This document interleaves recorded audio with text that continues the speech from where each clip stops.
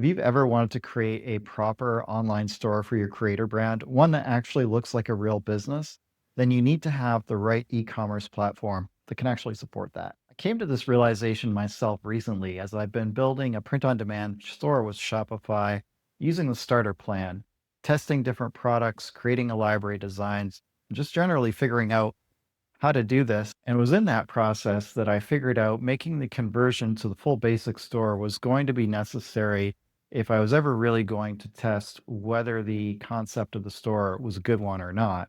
So in today's video, I'm going to take you through everything that I learned out of making this switch. The good things, the things that caught me completely off guard, and a lot of the things that I wish I'd known sooner, which could have saved me so much time if I had just optimized things the right way from the beginning.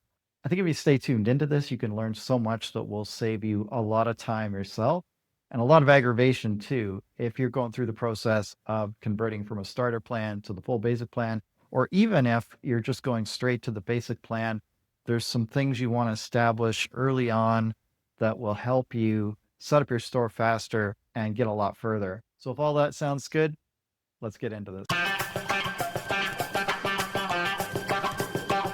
All right, so the very first thing I noticed when upgrading from the starter to the basic plan was how much better the overall store experience became. With the starter plan, you're not creating a traditional storefront kind of experience. Which works fine for testing product ideas and doing direct social media marketing, but you're not creating what I would call a high converting online store experience.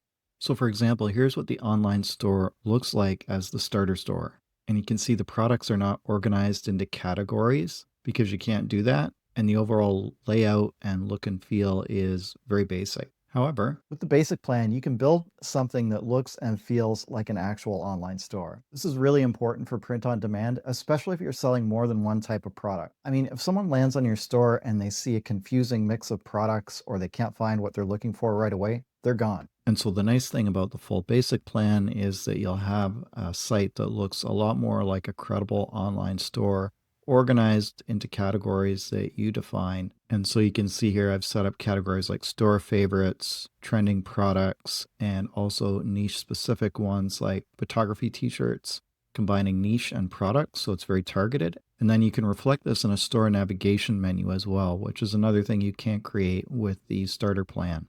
So you can see here I've got a specific category for video creator t-shirts, which you can funnel down to. And these kind of collections are going to be great for social posts or ads where you want to target specific segments of the market. In addition to that, the basic plan opens up a lot more integrations. And for me, one of the biggest ones was email marketing, because with the starter plan, you can only capture emails that you can get from outside of your store through social media marketing or other vehicles like that. Now with the basic plan, you can create a pop-up like this one, where you can offer your customers a discount in exchange for signing up for your email list. That's going to help you build your list and promote sales at the same time. This is huge for your store long term. You become less reliant on outside platforms, and you're so much better positioned to get repeat sales and build deeper relationships with your audience. And you got to remember that anytime you're on someone else's platform, you're on rented land. And you can be kicked off or lose reach in that market anytime. It happens all the time.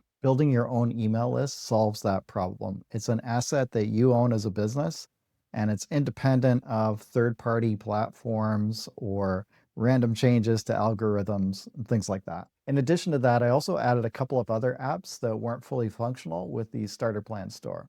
And so the first one of these I got was the Kiwi sizing chart. And what that does is it allows you to create this really nice sizing chart that looks like this, really clean, easy to read. And now let's just compare that with the sizing chart you get from Printify, which honestly looks really terrible on desktop and even worse on mobile. And then the other one I got was called Dealezy. And what that allows you to do is create this nice shipping bar at the top of your store with an amount to free shipping. And then the amount dynamically updates depending on what currency the customer is using. And you can see too that when a customer adds something to their cart, it's going to update the progress to free shipping bar. And so showing people how much more they have to go to get the free shipping, which can be very effective in increasing average order value. And the other useful thing this app will let you do is create product bundles like free gift or buy one, get one free. Or there's also cross-sell related products, which is helpful too. Long story short, at the end of this, the store started to feel like a real business. It's not just a random collection of product links that you distribute by social media. It's an actual storefront for your brand. This brings us to the part I really wasn't expecting. Right after publishing my online store, I got this notification from Google saying my products wouldn't be shown to customers because of misrepresentation. I didn't even know what that meant. Like, if you buy a t-shirt from the store, you're going to get a t-shirt. It's kind of like your online reputation is being questioned. After digging into it, I started to understand what was going on. I hadn't listed a physical address for my business. The shipping and return policies were still pretty templated, and there wasn't enough information about the actual person behind the business on the site. So I found a checklist of what might be causing this issue, and I went through and I made a bunch of these changes. I got a service that provides a physical address for online businesses. I spent a lot of time making my store policies more detailed, transparent, and easy to follow. And I beefed up the About page to talk about the philosophy behind the store and the person who's actually behind it. Then I applied for reinstatement, denied, So I got back to work, made a bunch of additional improvements, and reapplied. denied again.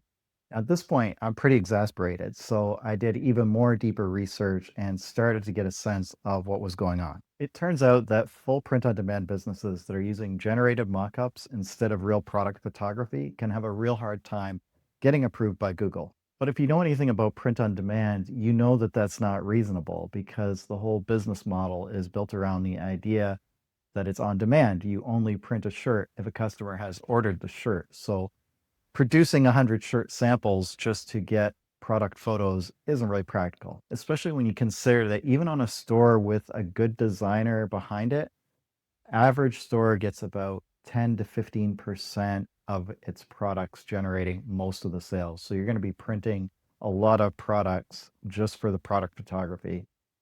Just doesn't make sense. So as you can imagine, this part of the process was extremely frustrating. I mean, I really had the intent of wanting to sell on my YouTube channel through Google Shopping. But, with a bit of time and perspective, I realized not being approved for Google Shopping is not the end of the world. For one thing, Google Ads and Google Shopping are separate campaign types, so you could still run search-based ads, display ads, or even YouTube ads, even if you're not approved for Google Shopping. That's also not to mention Facebook ads, Instagram boosted posts, social media marketing, and your email list. The other thing is going through this process pushed me to make the store meaningfully better. An actual address, clear shipping and return policies, and an about page that actually tells a little bit about who I am as the person behind the store.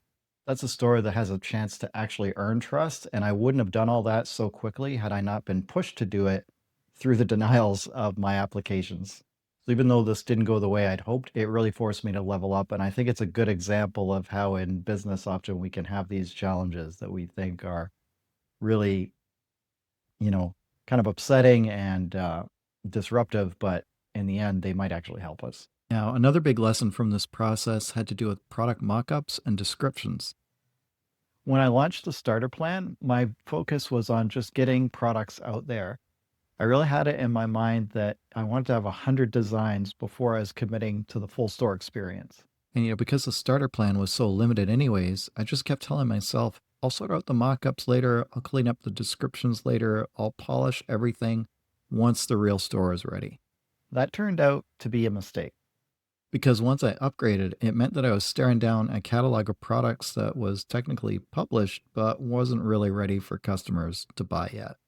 The mockups weren't consistent, the titles could have been a lot stronger, the descriptions needed work, and the whole presentation just wasn't where it needed to be. I mean, let's just compare these 4 listings right here. Which one do you think is more likely to get a click and a sale? It's probably going to be one with a decent looking mockup. So, if I had the opportunity to go back in time, I would have taken more care with the product pages from the beginning, even on the starter plan. Because here's the thing, those products don't disappear when you move from the starter to the full basic plan. They're coming with you, for good or ill. So for the mockups, I've been cleaning them up using a combination of ChatGPT, Canva's Mockup Studio, and Placeit to build a more consistent, professional-looking store image. And then for the product descriptions, I've been using a combination of ChatGPT and Merch Dominator, which is an awesome tool for print-on-demand research, which I'll share a link to in the description. For me, the big takeaway was this: don't treat the starter plan as a throwaway stage. Even if your storefront is limited, your titles matter, your product descriptions matter, your mockups matter. Work on all of those so you get it lined up and the presentation is really good for when you do want to convert to the full basic store, which you're probably going to want to do at some point. That brings us to another thing to think about early on, which is the target markets and your business strategy. Now, this is an interesting one because there's some things you can't know until you actually get into it and start learning all of the nuances. However, with print on demand, there are some decisions that you should try to make sooner rather than later. So, for example, one path is to focus on the biggest, most accessible market available through Printify, which in this case is the United States. This is the largest country market by size, and Printify has an excellent network of US based print providers. This makes shipping, store policies, and marketing all that more straightforward when it's just the one market. The other option is to go global from the beginning, which does give you a larger total addressable market, but is, of course, more complicated to build. And I was kind of on the fence between these two. Now, smart money says you do the one market, one product, one niche, and you stick to that. It's boring, but it's effective in terms of knowledge acquisition, production, marketing, all that stuff. I went the other way, but there is a few reasons for that too. One, I'm kind of just doing this for fun and to get knowledge for YouTube channel, which I can then share with my audience. Two, when you're still figuring things out, it does actually make sense to do a few different things because you don't know what's going to work yet. It's kind of like content creation. You have to do different types of content creation for different audiences at first so that you can actually figure out where your fit is and then, maybe go more targeted there. Last thing is with multiple products, you can do more in the way of bundling or allow your customers to bundle more, and that'll increase your total order value. But this decision early on is so important because it's going to affect your supplier selection, store setup, and shipping policies. And if you're planning to sell into the European Union, there are additional legal and labeling requirements you need to be aware of. And it's hard to know all of that until you actually really dig into it. So right now I've gone this middle road of setting up my store for Canada, the United States, and the UK. That kind of mirrors where a lot of my audience is from on YouTube and my social media channels. And then there's always the possibility of global expansion down the road. Now, it would have been better if I made this decision definitively from the start, because then I could have set everything in the store up accordingly. But as it is, I waffled, so there's a bunch of stuff I have to go back and fix here and there. So, overall, how do I feel about making the transition from the starter plan to the basic plan? Well, I can say that I'm glad I did it. However, if I was starting over again, here's the list of things that I would do differently. First, I would decide on the target markets by geography sooner. Am I focusing on the US? Am I building for Canada and the US? Or do I have the ambitions of selling globally? That decision affects so many things, you can't leave it vague at the start. I would add to that, do select a specific type of target customer. Don't be one of these stores that is selling multiple products to multiple niches in multiple countries, because that will sink your store. Like, don't sell stuff for gardening, photography, pets. Like, if someone comes to your store and there's all these different products for different types of interests, and it's not immediately clear who the store is for, they're going to bounce. Like, my store has different types of products, but it's all products for content creators. Secondly, I would create better mock-ups from the beginning, not something I would have to fix later, but something consistent and as professional as I could make them to be. I mean, part of the whole benefit of the starter plan is you've got this time while you're paying the lower fees. So why not use that time invested in creating really good product mock-ups and descriptions so everything is all kind of ready to go when you do make the move to the full plan. Same goes for titles and descriptions as number 3. I mean, yes, they're not going to be perfect. You're going to go back and you will want to tweak some things from time to time. But if you start strong, you're in a much better position when you make that switch. Number 4, I would set up clear store policies earlier. Temptation is to cut and paste the Shopify template into your store. That's not ultimately a good idea. The templates are not specific enough, they're not tailored to your store, and they're meant as a starting point, not a replacement for your own policies. And number 5, I'd be more realistic about Google Shopping and YouTube Shopping as a selling vehicle. And, think about all the other things that you can do from a foundational level right away that are probably ultimately more important. Email list, social media marketing, Google AdWords, stuff you kind of have access to a lot more easier anyways. So that's been my experience going from the Shopify starter to the basic plan. Overall, I like the more professional look of the store and its better organizational structure. And it also opens the door to doing a lot more, including selling both physical and digital products, which gives you a hint of where this is going. I'll be sharing more about what I'm building, what I'm learning, and how things are going in future videos. So if you're interested in Shopify, print on demand, content creation, and building an online business, then hit that subscribe button. Thanks for watching. I hope you have a great day, and we'll see you in the next episode.